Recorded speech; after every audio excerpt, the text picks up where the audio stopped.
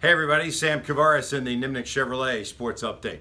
So days 1 and 2 of the draft really went the Jaguars' way.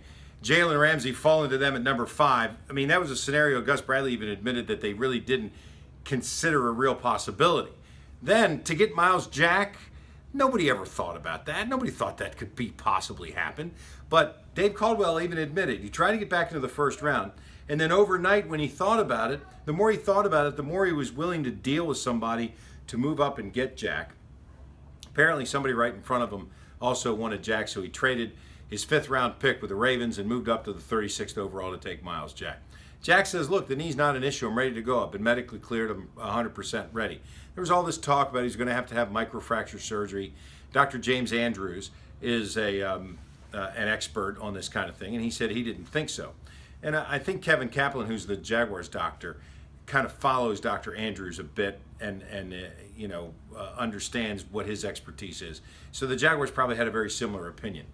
Hey, if the guy can play, it is such a steal in the draft, both 1 and 2 for the Jaguars. And then add this guy, Yannick Ngakoue from Maryland, who's a speed rusher, 6'3", 250, guy gets on the edge, can get after the quarterback, spells Dante Fowler. You start talking about the defense that the Jaguars have, and the names you start throwing out are pretty legit.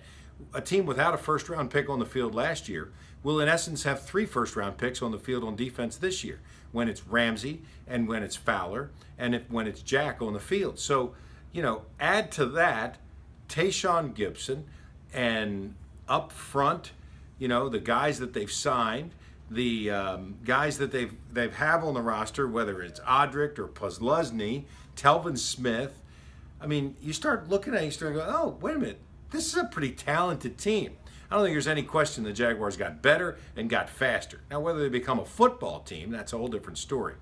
But this will be a fun year to follow the Jaguars, particularly because of the amount of athletes that they have out there and how they'll be able to make up for maybe some of the mistakes that they're going to make because they're young players. Kudos to Dave Caldwell for sticking to his plan and having some luck fall his way. But like Branch Rickey used to say, luck is the residue of design. And Jaguars' design really did bring them luck so far in 2016. I'm Sam Kavaris, and that's the Nimnicht Chevrolet Sports Update.